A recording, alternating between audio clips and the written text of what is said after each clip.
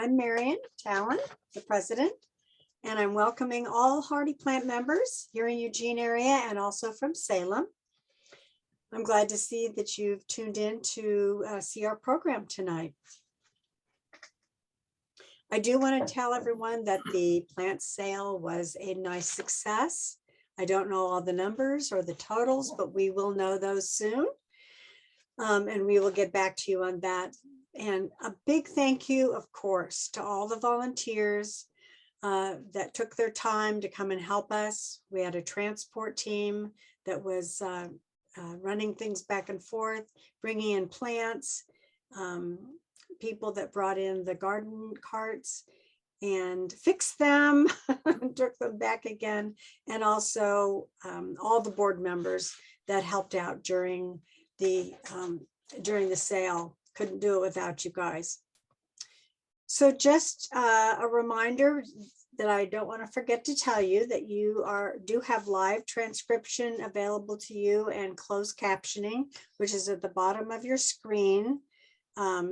Just click on that and you'll have that available to you.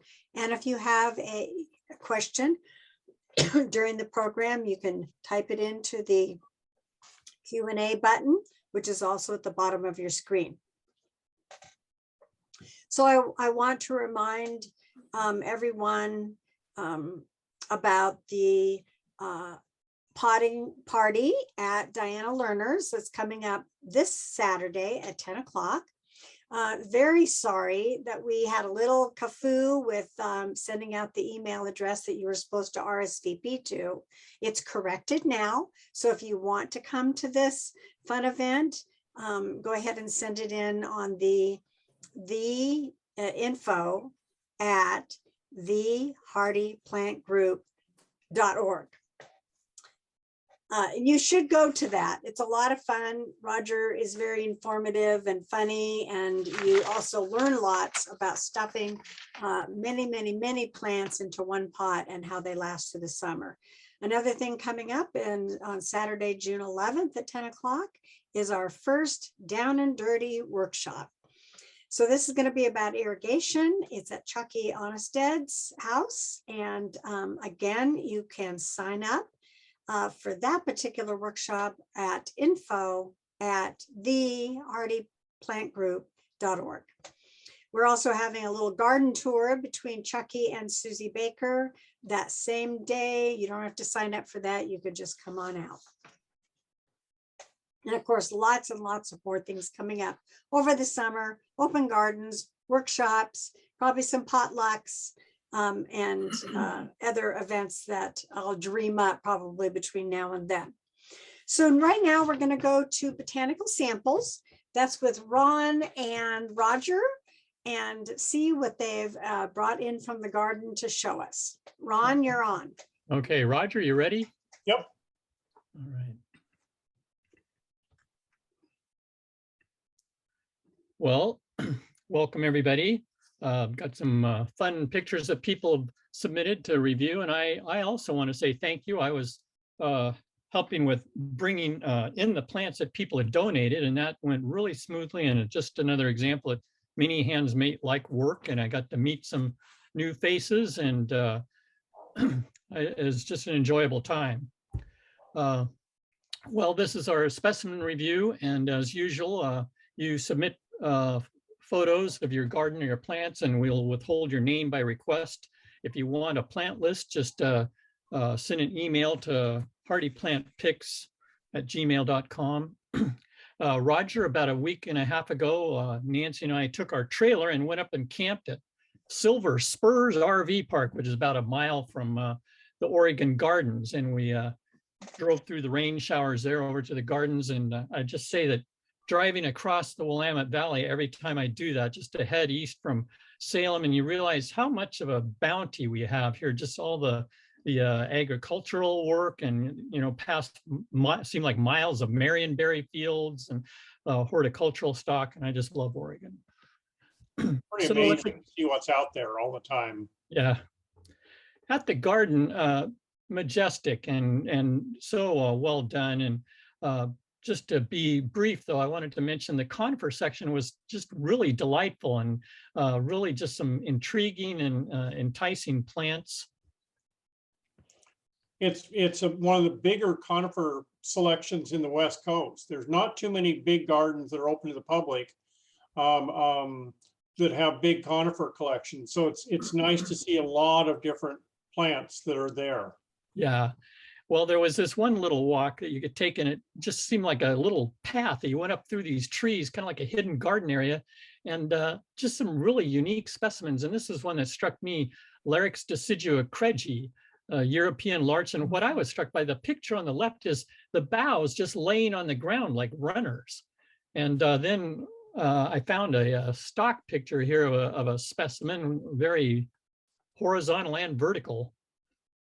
Interesting. I've never seen the plant. I've seen Larix decidua, but I've never seen this one. And so it's always amazed to see what different plants do that people discover.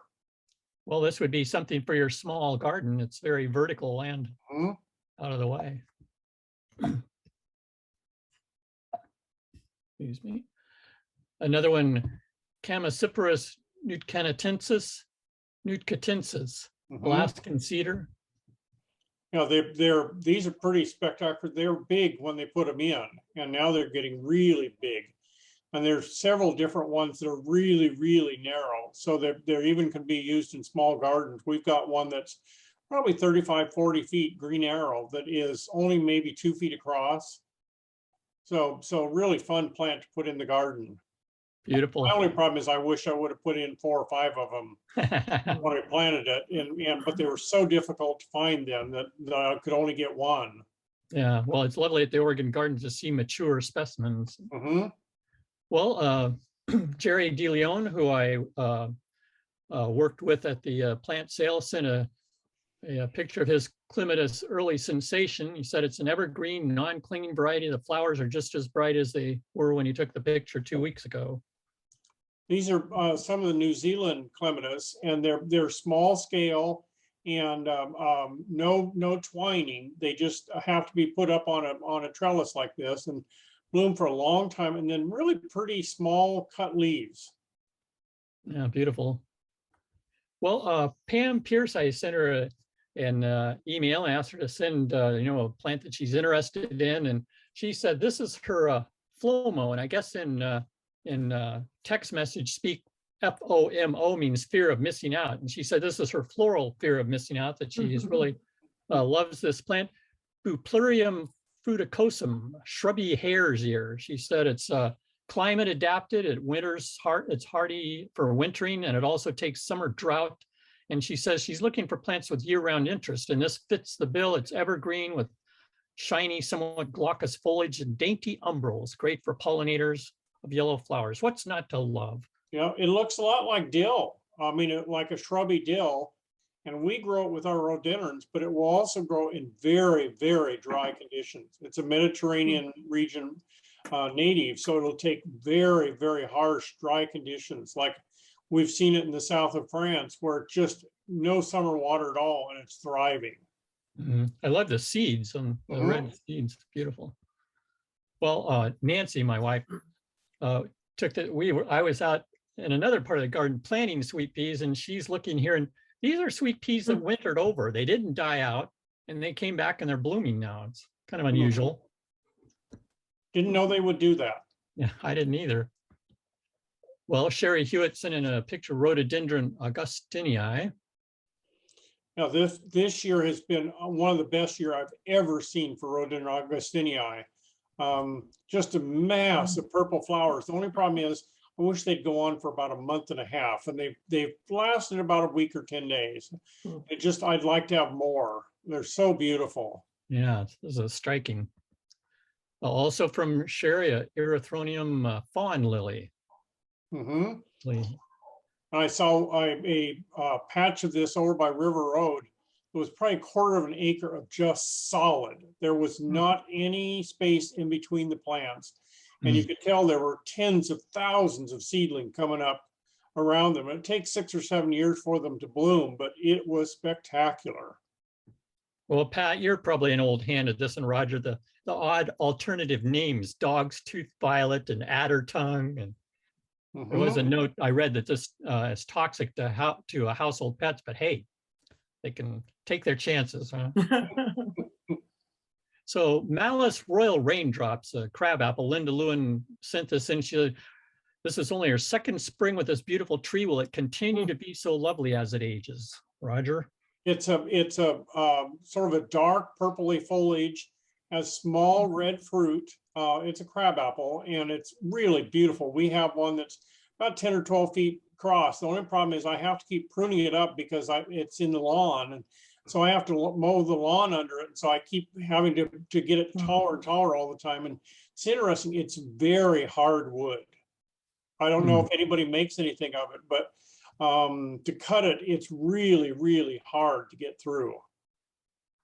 Well, that's a beautiful specimen here. Disporum cantonese.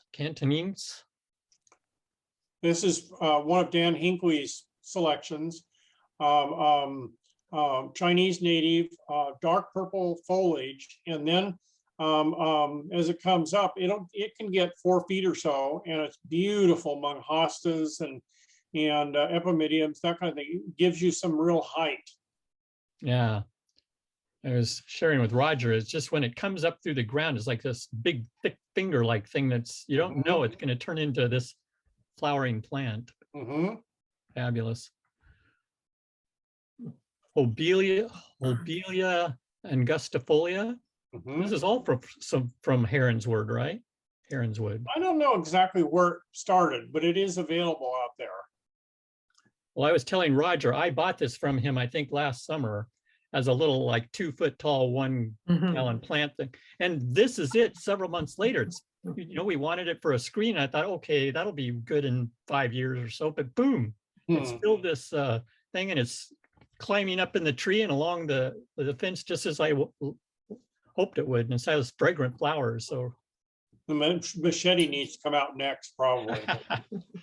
Yeah. Well, this is from my garden in Patience Omiana. These came in maybe 20, 25 years ago, and they're totally perennial in patience and very, very hardy. They die down in the winter, and I've seen them anywhere from like 2 inches tall to about 12 inches tall, and make a nice thick ground cover among woodland plants. And look at the variation all summer. Yeah, the variation of color. Now, are these forget-me-nots in the background there? Yes. Yeah, because this plant is also called touch-me-not.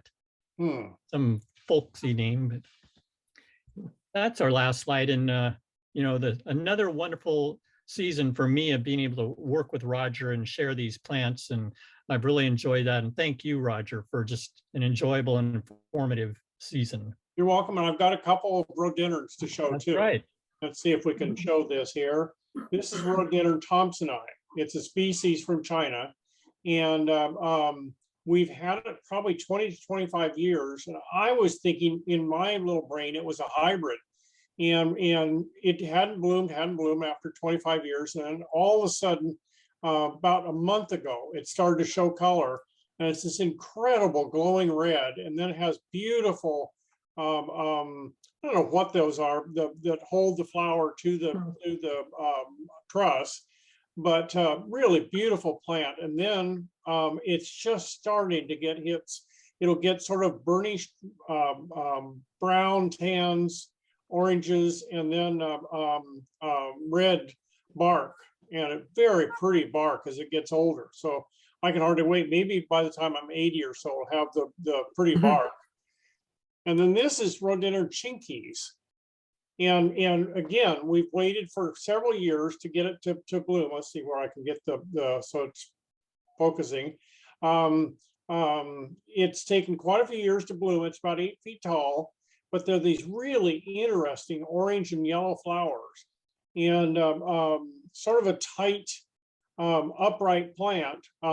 It's open foliage, but it's a really pretty interesting plant, and it's sort of fun to see a rhododendron that's that different. It looks like some of the Malaysian rhododendrons a little bit. So sort of interesting, different plant to try. So, and thank you, Ron. It's been fun to do this with you this year, and I look forward to doing something similar next year. Thank you, Roger. Okay. Thank you, Ron and Roger, for all year for entertaining us with the botanical samples. If you've just signed on to see our program tonight, I want to welcome you. I'm Marion Talon, the president. And just to remind you that we do have the potting party at Diana Lerner's this Saturday at 10 o'clock. We have lots of spaces open still. Please email our email address for Hardy Plant to sign up. And don't think this is boring. It's not boring. It's really, really fun. It's a fun thing to do. So get out to enjoy that. All right, without any further ado, I'm going to introduce our speaker for tonight, which is also going to be not boring and very entertaining. We have Pat Thompson here from Secret Garden Growers in Canby. We're all wishing, of course, like we do every single time that we're alive, but luckily we have Zoom. She's going to do her talk on Bhutan, happiest plant place on earth. And boy, I think we're going to be in for a treat with all these beautiful slides, and Pat can tell us about her trip. So I'm going to sign off, Pat, and it's over to you. Tonight, we are going to be traveling to Bhutan, the happiest plant place on earth. This is going to be part travelogue, part botanizing trip, because I have a hard time separating the people and the culture from the place and the plants. So away we go. Where in the world is Bhutan? That little red dot that you're looking at right in the middle is Bhutan. I didn't know where it was either before I left. It is called the land of the thunder dragon, and that is on their national flag because of all the thunderstorms that the Himalayas generate in that part of the world. It's a tiny little country, not very big. It's a little smaller than Switzerland. It's kind of sandwiched here and shares borders with China, formerly Tibet, and India. Nepal and Bangladesh are close, but they don't actually share borders with Bhutan. Bhutan has a very interesting geography. Here's a topo map. It's only about 90 by 150 miles, so it is a small country. It's separated into 7 river valleys. You can kind of see the green along the bottom, the south side of the country. That's about 500 feet. And if you look to the north, we're up at 24,000 feet. So basically, in about 70 miles, you can travel from almost tropical steamy jungles to alpine mountains that are 22,000 feet tall, which is pretty hard to do in most countries.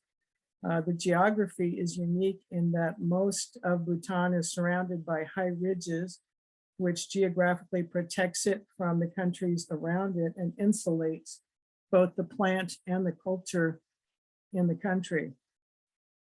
It's one of the most sought out biodiversity destinations in the world, with over 5,000 plant species, including 600 orchids, 300 medicinal plants, and 50 species of rhododendrons alone.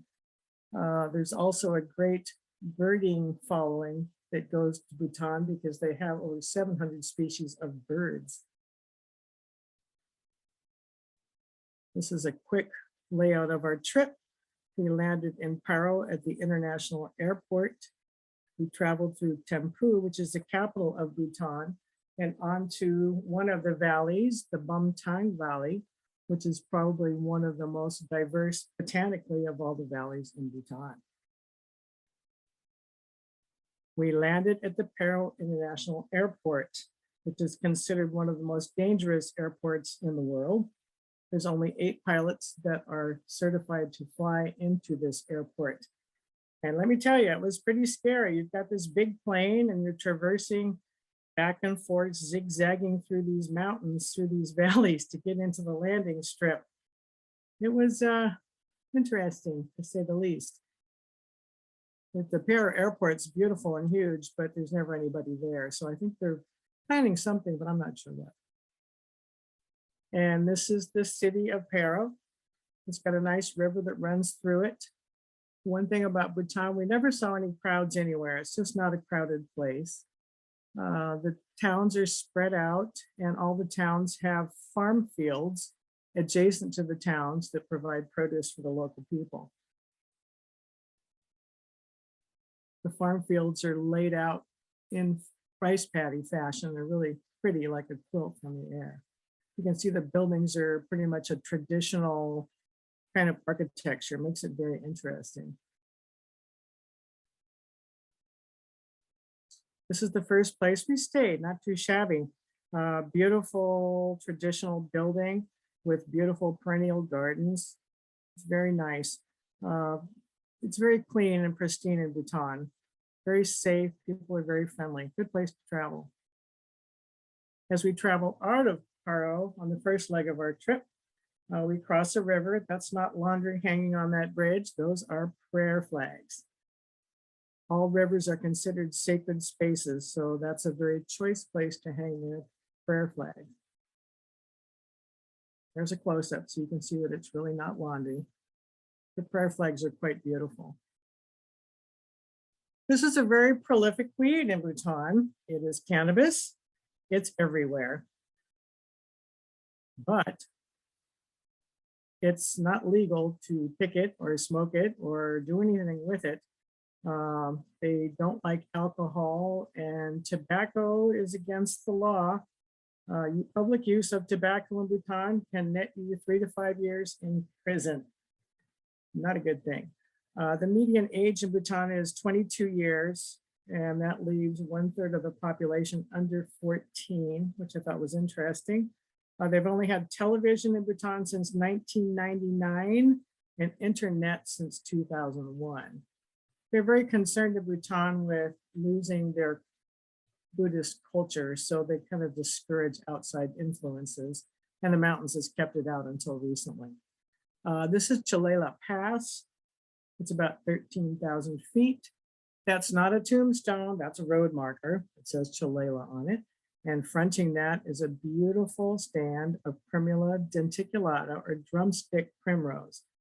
Primrose is the chosen weed of Bhutan. They're everywhere. They're very varied.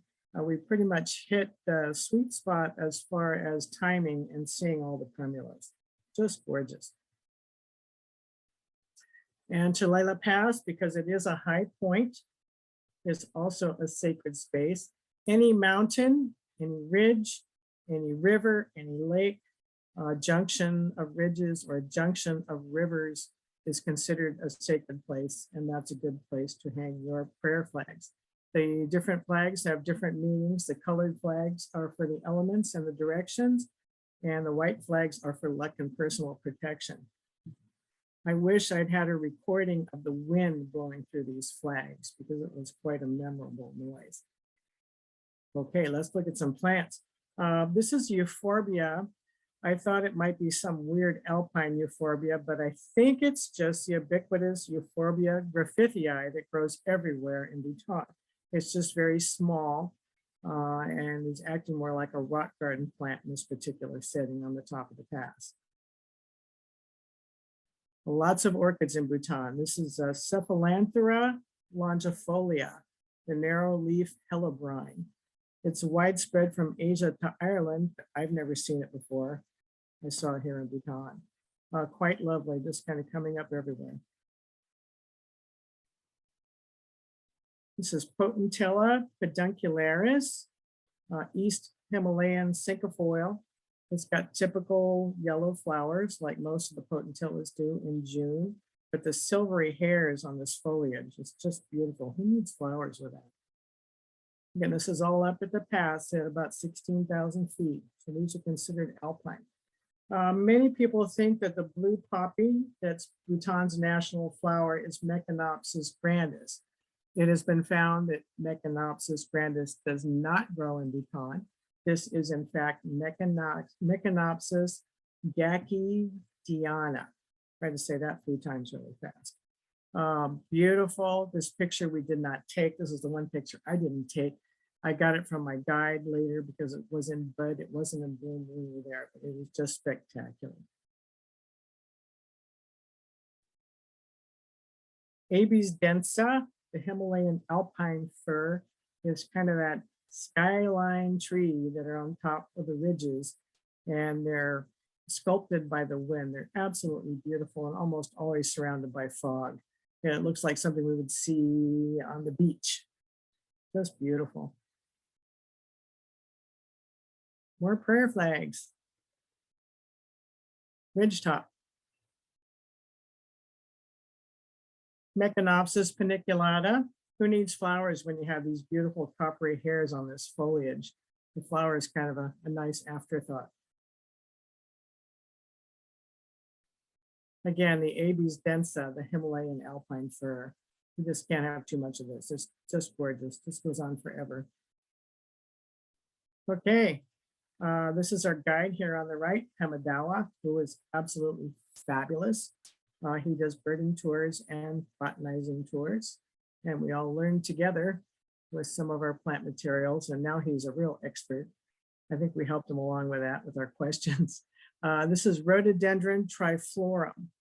With 50 species of rhodies in Bhutan, and we were there in mid-May. I think if you went in mid-April, you would really have a show if you were into rhodies. I'm not much into rhodies, but I really appreciated the rhodies that were here in Bhutan. I just had no idea what they look like in the wild. There were forests of rhodies. I mean, there's trees, they're 10, 15, 20 feet tall that you walk through, which is really special. And they occupy every niche in the environment there, from the lowlands where there are trees to the very high elevation alpine areas where they're very tight, compact, gnarly bushes that only stand a few inches tall. And that was 16,000, 18,000 feet. We saw some of those. So they really have a huge range in Bhutan. We saw quite a bit of this before we finally decided that it was a Ligularia mortonii. At first, we thought it might be some kind of podophyllum, but evidently it's not. I wish that it was, but it wasn't. But it's just beautiful. Look at the cut in the leaves and the colors in the veining. I don't know what they look like when they flower, but the leaves themselves were just incredible.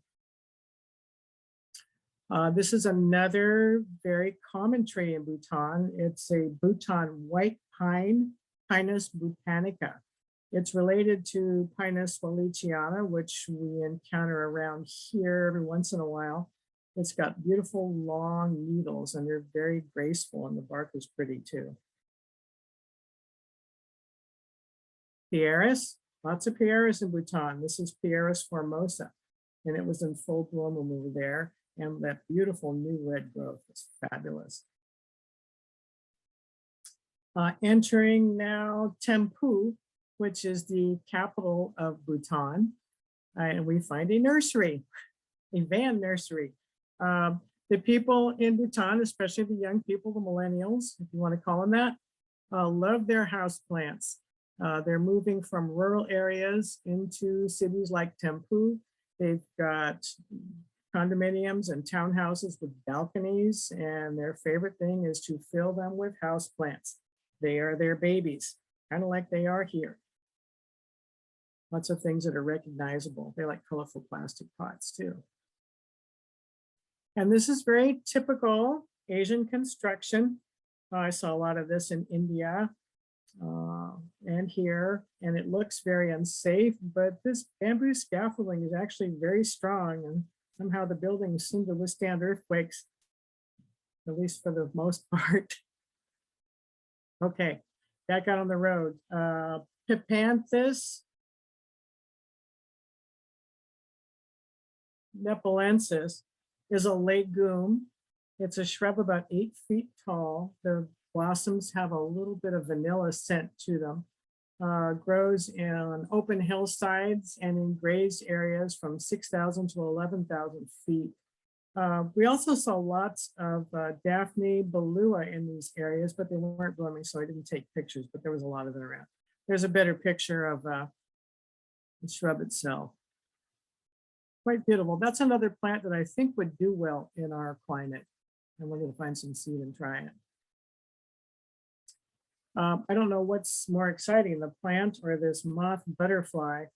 I don't have an ID on this moth butterfly, but it's just gorgeous. The plant itself is Elaeagnus parvifolia. It's an autumn olive, scented flowers, deciduous shrub, and they have very nice clusters of red sweet berries later on in the summer. Time for a zong. Zong, D-Z-H-O-N-G. These are probably the most imposing structures in the country. They are huge fortress-like buildings with outside walls, kind of our equivalent of castle, I guess. Some are hundreds of years old. Bhutan's a secular country. However, the zongs house 50% administrative government offices, and the other 50% are monasteries and religious temples. So it's kind of a 50-50 share of whatever the people need inside these buildings. One of the interesting things about the zongs is they're associated with some very large older trees. These particular trees are Cupressus cashmeriana, the cashmere cypress, which is just gorgeous. I think it's also an endangered tree with the logging that's going on. These buildings are built with stone, pounded mud, and no nails. They're pretty impressive. It's just a quick look at the inside here. Look at the detail. It's amazing. Prayer wheels are filled with printed prayers that are activated with every spin. If you walk through a temple in Bhutan, you have to spin the prayer wheels as you go by. It's very important. Everybody does it. And then you use a lot of hand sanitizer. Okay, solar dogs. There's a lot of dogs in Bhutan. I know they're not plants, but they're dogs. The story is they're all sleeping in the daytime. And I thought that was odd. And our guide explained that they are solar dogs and they sleep all day. And we found out when we stayed overnight close to town that all these thousands of dogs bark from dusk until dawn all night long, and they are keeping away evil spirits. That is their job. Okay, back on the road. Rhododendron arboretum mixed into the larch forest, mixed conifers, broadleaf. You kind of see the red flowers peeking through. Here's a close-up. You can see the moss. There's a lot of, Bhutan is wetter than us in the summer, probably a little cooler and a little warmer in the winter. They're definitely not Mediterranean. There's definitely a lot of water in this area. This is Rhododendron wallichii. Beautiful, not a cultivar, but an actual species. Rhododendron cinnaberinum. It kind of has a yellow form and an orange form. And it almost has a layered look to it. Just poking out of the trees and the bushes in the forest, just amazing. This is a ginger relative, Cucurma aromatica. It's got quite a wide range. It goes from 500 feet to about 5,000 feet. We saw this in a road cut. And let me just talk about road cuts for a minute. I mean, you're traveling in a foreign country. They've done a cut for the road. And what they've done is they've created the perfect seedbed. And everything around it has an opportunity to seed into this road cut and grow. And you can find more species in these road cuts. It's unbelievable. You just pull over to the side of the road and start looking. Sometimes you'll find over 100 species in one road cut. We saw Erasemas, we saw these Cucurmas, Paris, we saw all kinds of wonderful things coming up in these road cuts. So definitely take a look at those. I mean, all of a sudden you've opened up this spot in the forest where it's getting some sun and some nice soil and some tilth and all kinds of wonderful things come up. Okay, you don't go to Bhutan for the food. This is something that the natives eat every day, 3 times a day. Yime.se, chili and yak cheese sauce with rice. Bhutanese staple. I don't know how they survive on it, but they do. They're Buddhist, they're vegetarian, they don't eat meat usually, but this is their stale. This is their go-to food. These chilies are mouth-burning, eye-watering, ridiculous, hot. I couldn't eat it at all. Thank goodness we brought lots of Trader Joe's dried fruit and nuts, or I think we would have starved. There are some hotels that serve Indian food because they get quite a few Indian tourists, but interesting, not recommended. Unknown maple, couldn't resist, was too beautiful not to include here. Paris, the Holy Grail, Paris polyphylla.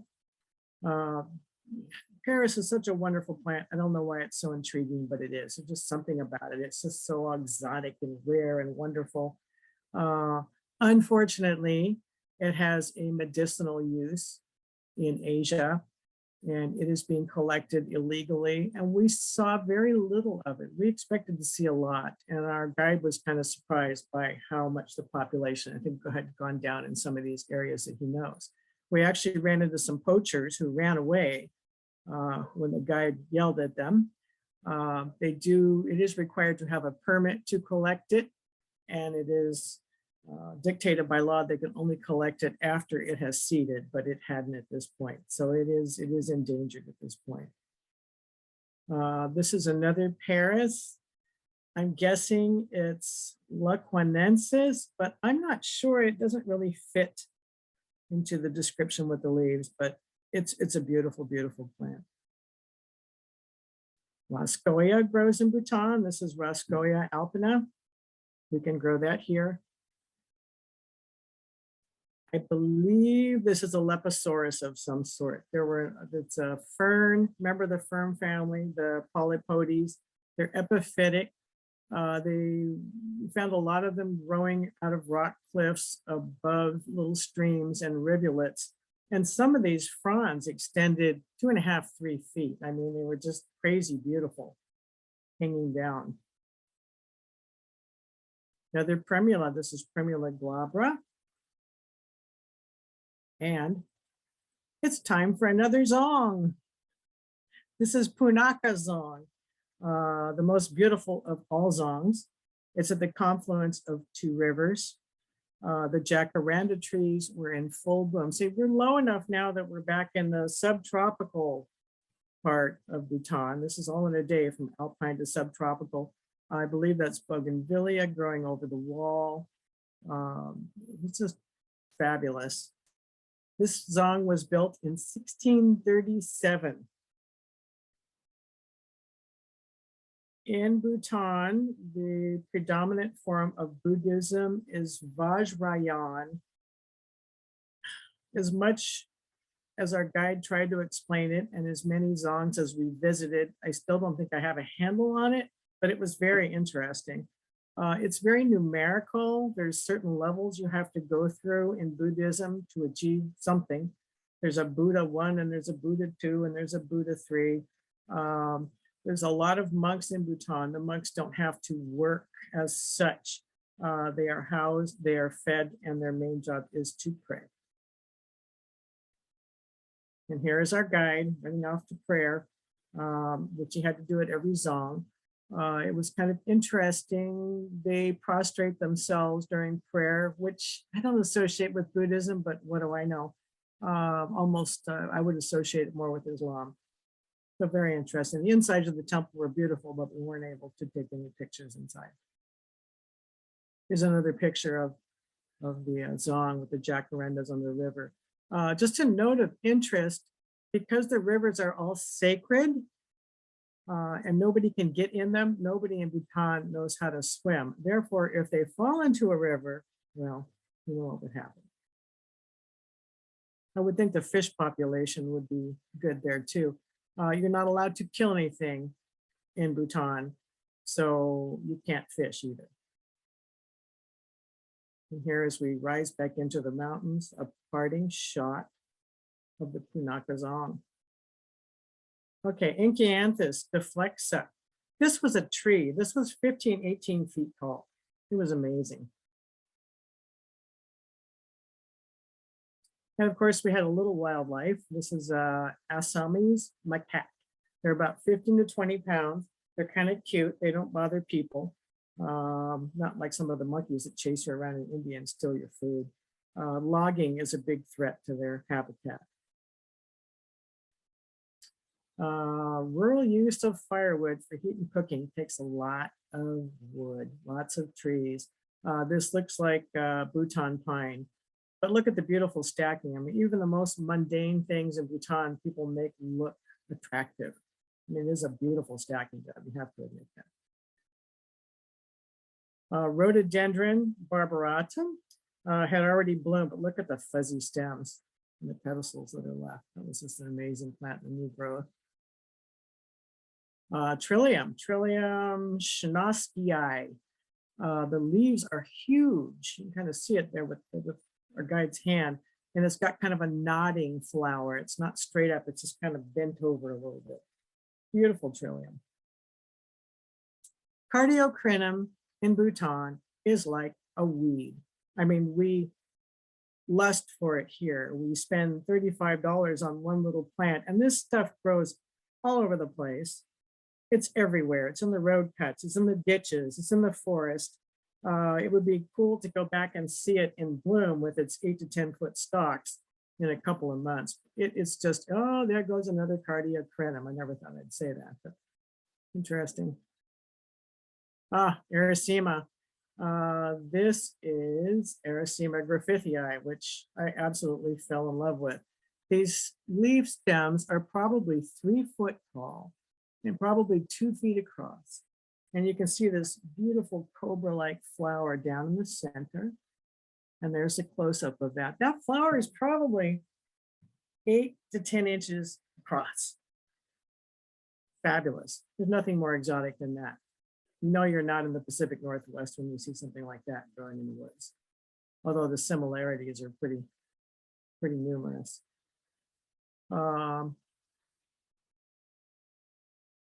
Osmunda regalis grows very well here too, in association with an iris, probably Iris clarkii, and usually with big patches of Euphorbia griffithii. That's kind of the meadow covering in wet meadows here in Bhutan.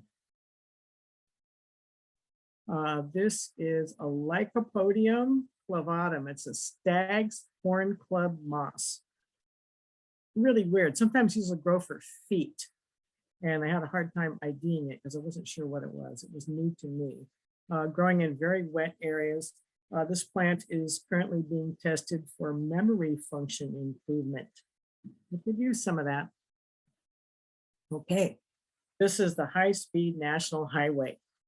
The highway system in Bhutan has grown 600% in the last 10 years.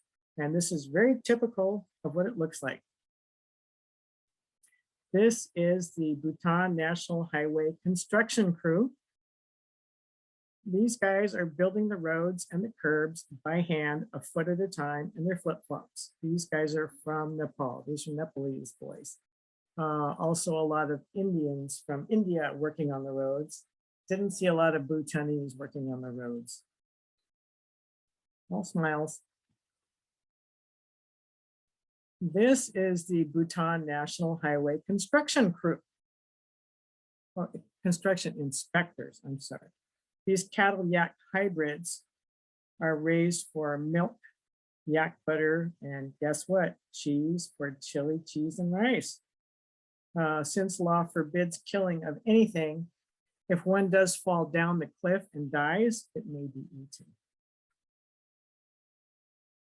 As you can see, driving around in Bhutan is not something you want to do. You want a driver, which we had. Okay, rhododendron cinnabarinum again. Beautiful, late bloomer. Another weedy old cardiocrinum. This one with red veins, gorgeous. While we're looking at the river, this is a small river. The big rivers in Bhutan are increasingly being dammed by the Bhutanese because they have found that selling hydroelectric power to India is the best thing they can do for their economy.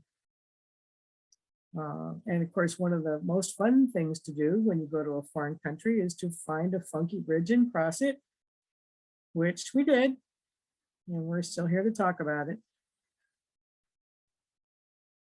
Rhododendron campylocarbon, beautiful, very pale, pale yellow. The petals are almost transparent. This is a rural woman. She's herding a mama yak and a baby yak. In Bhutan, women are the heads of families. They run all the businesses, and the eldest daughter is the one that inherits property. A husband moves into the home of his wife. So it's a maternal system. This is very typical of rural dress. Everybody that lives out in rural areas has rubber boots. If you're a man, you have about a 3-foot machete on your belt that you carry around with you, which was kind of scary when we first encountered them. Traditional homes with a view, just gorgeous. Okay, we're going to see if you're still awake out there. We need to talk about penis worship. This is very common decor and theme all over the country. The phallus is revered as a symbol of luck, fertility, and wards off the evil spirits, and it is everywhere. You see children wearing it on necklaces, you see it painted on houses. We'll see more. This is Clematis montana, which is a native here, decorating a traditional home. Notice the wooden phalluses hanging from the corners of the eaves. You see those? There's 2 of them. So this house is very blessed. Traditional use of the house is 2 stories. The upper story is used for living quarters and the lower story for livestock and grain. Bhutan is the only carbon neutral country in the world that I know of. It's the first country to impose a constitutional obligation on its people to protect the environment, requiring a minimum of 60% of the nation to remain under forest cover at all times. We are told that that is the case right now. With the expanding highway system, I wonder how long they're going to be able to sustain it. And with the price of wood going up everywhere, I wonder if they're going to be able to keep that 60%. It's going to be very important to their plant diversity to be able to keep this forest in place, or things are really going to suffer. We saw a lot of loaded logging trucks. Time will tell. Rubus ellipticus, a beautiful little rubus. They only get about 3 foot tall. They've got these beautiful red hairy stems and small yellow, golden yellow, very sweet fruit. This is Clintonia udensis. You only see it in the alpine forests of the Himalayas. That's the bud, beautiful purple stripy bud. And that's what the flowers open. Again, this area is so similar of the Pacific Northwest, but as you traipse through and see the plants, you know you're not in the Pacific Northwest. This is Iris clarkii. It's a rhizomatous iris. The foliage is beautiful. The flowers are beautiful. It makes a great big patch. I was able to obtain some seed for this plant. I don't know if it's in the trade. If anybody knows that, let me know. I did get some to germinate. I almost lost them during the heat dome last summer, but they're coming back. So I'm hoping we'll be able to offer those by next year. They like a damp spot. Even a wet spot would be okay. This is a wonderful smiling rural man weaving a grass basket to carry potatoes. People seem very healthy in Bhutan. There's no level ground. You're either going up a mountain or down a mountain. So the hearts are strong. These people seem to be living good life. They have free healthcare, good healthcare, and free education. They do teach English as a major subject in school. So most of the people in Bhutan do speak English as well as their native tongue. Average lifespan is about 70. These are our pack horses, all of our stuff up and down the mountains. Aracima tortuosum. Oh, the Aracimas. This is Aracima heaven. This is Dingo.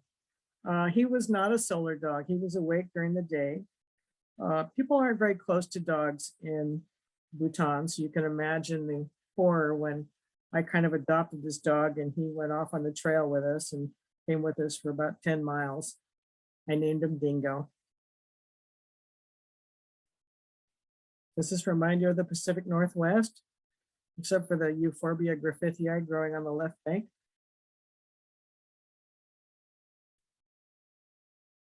Trail through the Bumtang Valley with many soggy switchbacks over streams. I don't know who invented trekking poles, but they are genius. I would not have made it without my trekking poles. Rheum species, some kind of rhubarb, beautiful. Another orchid, Calanthe tricarinata. It's a terrestrial orchid, but 18-inch clumps. Look at the beautiful pleated foliage, the coppery covered flowers. Pseudostellaria heterophylla. It's in the dianthus family. Chinese medicine calls it ginseng of the lungs. There's a lot of medicinal plants. You could do just a tour just to study the medicinal plants in Bhutan. Another Aracima, consanguineum. That's one most of you are probably familiar with. You can see the flower here on the lower third of the photo. I believe this is Coniogrammy, bamboo fern. Gorgeous. Lots of moss, lots of damp, lots of wet here for sure. Here's me and my dingo. My guide was absolutely horrified. I tamed him. They really don't know how to be close to people, but I taught him how to do that. Rhododendron keysii, beautiful plant. Like little orange cigars, downward hanging all over the plant. Okay, these are the kids after they made it. We had to climb one day that was almost 3,000 feet. These guys walked. I had a pony. I knew it, I don't do well at altitude, so I made sure that I had a pony to get me up the hill. The horse on the left with the white face, that's the horse that had to drag me up the mountain. And when we left, the whole horse was black. By the time we got up to the top, the poor horse was gray. We hiked over boulders as big as Volkswagens. The guides and the porters had to get behind the horse and help push it over the rocks because it was slipping with me on top. And you can see the idea they have of saddles. It's a few blankets with a strap with some kind of a wooden thing that I could hang on to, but there's no saddle. So if you can kind of picture this horse going almost vertical, trying to stay on that horse without anything to hold you on the back of the horse was very interesting. I had horsey butt for a week after this. It was awful. It would have been better if I tried to walk. There's my dingo. Even the dingo is exhausted after that hike up the mountain. Okay, we were welcomed by a whole meadow of Podophyllum hexandrum. It was unfrigging believable to see all this. It made it worthwhile to go up that mountain. It was really something. Never seen anything like that. These are our 5-star accommodations with a view. Great view, huh? Okay, there's another Aracima griffithii. I couldn't help it. It's just one of my favorite plants. Primula dickiana, high altitude. We're up at 16,000 feet. And it's a wet meadow up there. Go figure, I didn't expect that. Usually when we go up there, I expect it to be dry, but this wasn't. Along the way, there were bamboo forests. I don't have an ID on that, but it's beautiful. They use the bamboo for a lot of different uses. They use it for fences, for baskets. We didn't see any red pandas, so that was kind of disappointing.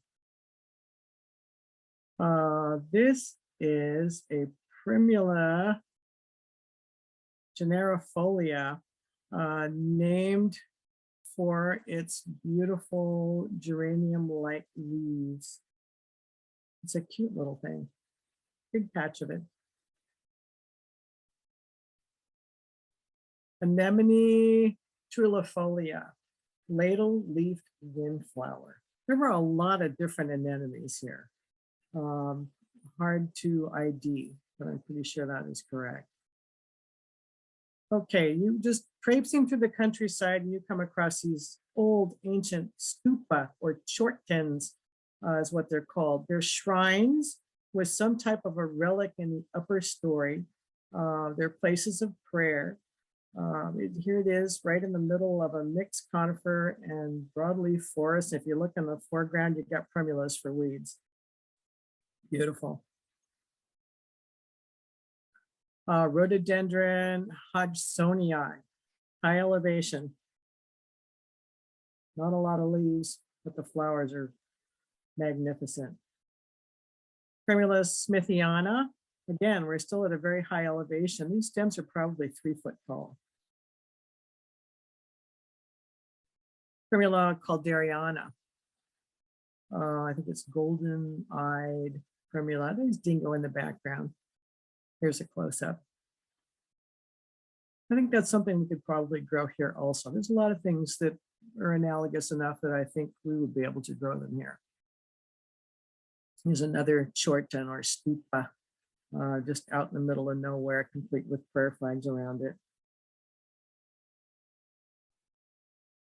Tidy rock walls keeping out wild boar and porcupine from eating crops like buckwheat and potatoes, which are grown in this area. They've kind of carved this out of the forest.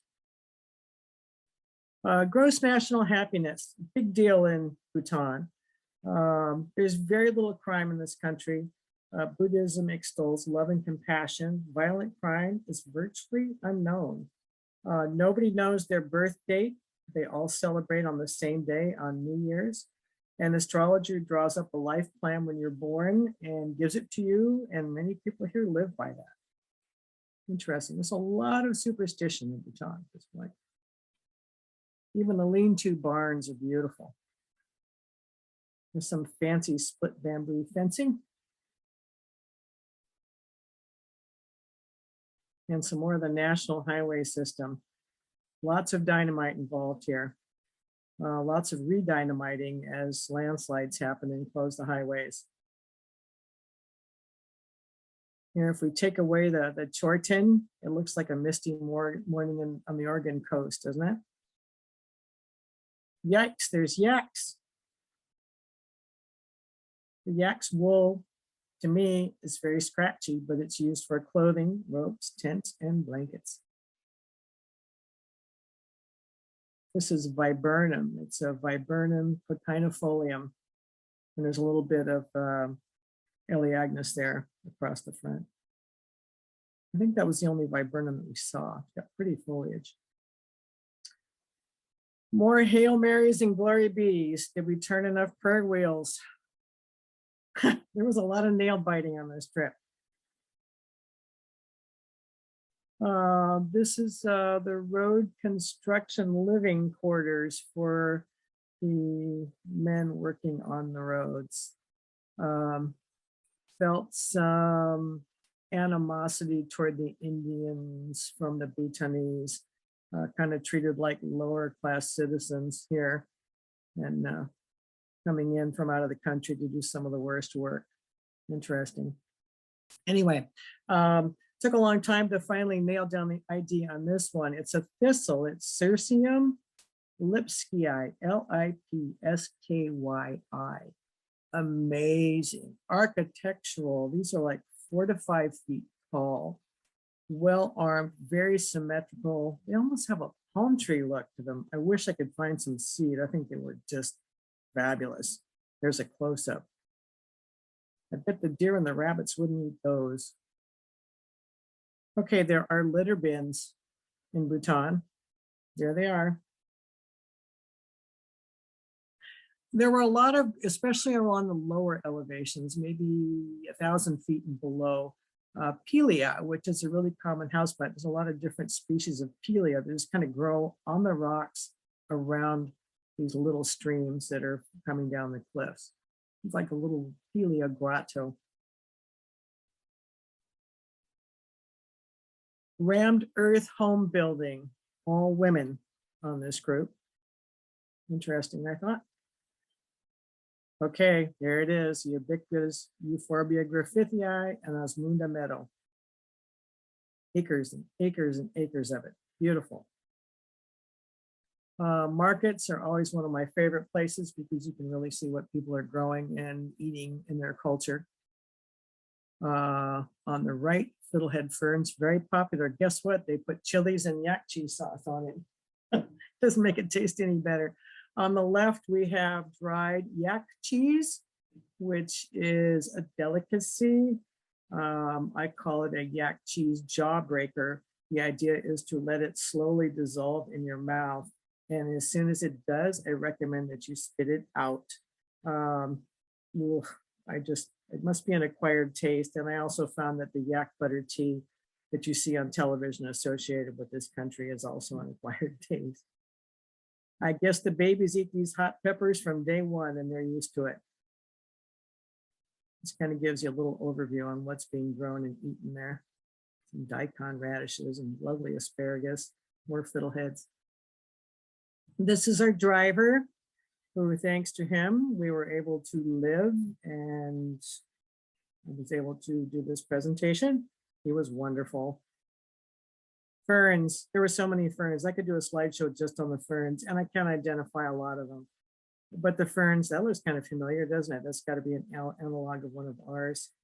You know, there's just a whole wall of ferns just dripping, and it's just unbelievable. These are our caretakers. On the left, there's Karma. He's the horse wrangler, and the two guys on the right were our cooks. They tried to make us things other than chili cheese, but they weren't very good either. Okay, this is a plant that started it all for me. When I was about 19, I saw a picture of this Rheum nobile in a book. And I thought that was the most fascinating thing I'd ever seen. It kind of reminds me of a monk in prayer or something. I don't know. But it's always been the most wondrous of plants. You can kind of see behind it, there's all this rhododendron scrub. This is up very high, probably 18,000 feet. We were not able to, I was not able to hike up to that elevation. I wouldn't have been able to breathe. And it wasn't in bloom when we were there anyway. And our guide, Pema, had heard about it and seen pictures of it, but he's treks all over, but he'd never seen it either. So after we left, he waited until bloom time. He went up to this 18,000 foot elevation and he took this picture and sent it to me, which was so cool. And there he is. He was so proud of himself. It was a lot of fun. It was a great trip. So I will stop there and take any questions. Well, thank you, Pat. I've just got to say, I'm gobsmacked. This looks like the ultimate botanical adventure and cultural adventure. And how did you plan this trip? Actually, there was an outfit called Nature Trek. They're out of London that does these kinds of botanizing trips. A friend and I tried for a few years to get into it, and there was never enough people signed up. So they finally let just the two of us go. So it was a very personalized trip. They just took the two of us and they kind of had an outline, but other than that, we could kind of do what we wanted to a point. Bhutan is a strange place, and you can't just go there and wander around. You pay a fee, like I think it's $275 a day, and you get for that a guide, a driver, some kind of accommodation, and food. And you're only allowed to go to certain places and do certain things as allowed by the government. They don't want you wandering around the countryside doing weird things. No mountain climbing is allowed because anything over 19,500 feet is considered sacred space. Mm. So they keep out the dope smoking, hiking people, out of the country because they're very concerned about spoiling their precious culture. But yeah, it was just fabulous. Everything about it was fabulous. I'd go back in a heartbeat, and I would recommend it very highly as a botanizing destination. Did the guide have expertise in the specimens that you were interested in? Or? Yes, to a point. Now, he'd been more of a birding guide, and the whole plant guide part of it was a growing endeavor at that point. He taught us a lot, but we taught him a lot too. And in the last 3 years since we went, he's become an expert. He really has. He's really gotten into it. And how long were you there? About 3 weeks. Was that long enough? No, no, not really. The biodiversity is almost incomprehensible. It's amazing. And someone asked, well, what is the rainfall here? But I'm thinking that you start at sea level, like tropical almost, and you go up in these extreme alpine conditions. Some of the early pictures you showed, it looked like kind of scrubby, and there'd be a rhododendron there, and that's kind of like you see in the coast range. Maybe you see the rhododendrons, but when you get up near the higher altitudes, like you went up to 18,000 feet. Yep. That's stunning. Yep. It's hard to breathe up there. Yeah. Well, you acclimated, right? You went over several days. Well, yes, but I don't do well with altitudes. It was hard for me, but I did it. Yeah. And I was glad I did it. And so up there, are there we had a speaker who has his nursery in Alaska, and he says when the winter comes, he just lets some of the plants get covered with snow and see in the spring. And these plants are so unique that they can survive at that altitude. Yeah, and unusual plants that I defined as alpine zones too. And the fact that you can get up that high and find wet meadows. And that's got something to do with the soil and the soil types and the way the ridges are. But there were moss on some of the trees, so there are rainforests too, is that correct? Yes. Depending on which side of the ridge they're on. There's a dry side and there's a wet side. Yeah, the leeward and the windward, huh? Mm-hmm. Did you bring anything? Were you allowed to bring anything home that you are not allowed to bring anything home. No, everything is protected in Bhutan. I kind of have a mixture of questions here, but is Bhutan suffering from a heat wave or drought like other parts of the world particularly? No, doesn't seem to be suffering from drought, but I stay in touch with my guide, and they had like 6 inches of snow in Thimphu this year, which hasn't happened in 80 years. Mm. That's crazy. So yeah. And how do you have a nursery and you're a horticulturally informed person. How do you incorporate this travel into your commercial endeavor then, or your nursery business? Oh, how do I incorporate it? Well, it's a tax deduction, which is helpful because it's an educational pursuit, right? Yeah. And it's nice to see where a lot of these plants like the ericemas grow, because seeing where they grow in their natural habitat gives us a lot of insight into how best to grow them here. Mm-hmm. I think that's probably the most valuable thing. And, I can get access to seeds for some of these things that I feel might grow here that we don't have in the trade. And I am actively pursuing that now. Yeah, was it Ericema griffanii? Was that what the thing? Griffithii. The stripes. I want one of those. Isn't that amazing? They are available. They're very expensive. I've killed 3 so far. When I figure out how to keep them alive, I'll let you know. Well, what's next for you? I don't know. It's hard to top that one. Yeah. Actually, my friend and I are actually considering going back. Well, the pictures of the mountain roads are like something you'd see on YouTube. It was scary. It was really scary. These roads are just, they just blow them out with dynamite and they call them highways. Mhm. And, you have these constant landslides and rock slides. You just look at it going, God, we're going to die. It was interesting. Well, Keeps your heart going. it's amazing to see all these plants that we have kind of, what do you call it? Like habituate. We have plants that succeed in our zone and in our elevation, but you just see the diversity here, and it's amazing that you were able to experience this. And you could do a lot of it, I think, just from the car, because a lot of the stuff grows right along the side of the road. You don't have to hike up a 3,000-foot mountain to see a lot of it. In the road cuts, there's just so much that grows right along the edge of the roads. Do you see that when you drive through the Coast Range and look at the road cuts? Do you find yourself pulling Yes, over? I do now. Yeah. I do now. Well, that was just wonderful and stunning. I look forward to watching it again. And do you do a plant list for this, or? I can. I do have a plant list. If anybody wants it, just email me, or I can email you a copy and you'll have it. And what of these plants, what percent would you say would be available close to the species that you saw there? Maybe 20% with some difficulty, I think, are out there, even if it has to be from seed. Well, thank you so much for sharing that with us. You're welcome. My pleasure. Well, in closing, I just would remind you again, and I just want to say thank you again to everyone that volunteered for the plant sale. I just enjoyed both days. It was really fun to get together and be in person with plant lovers, and just fun to watch people strolling and see what strikes their interest and what they end up going out the door with. And I'd remind you that we have our next webinar, or our next meeting in September, and that may be perhaps in person. We'll see how the summer goes.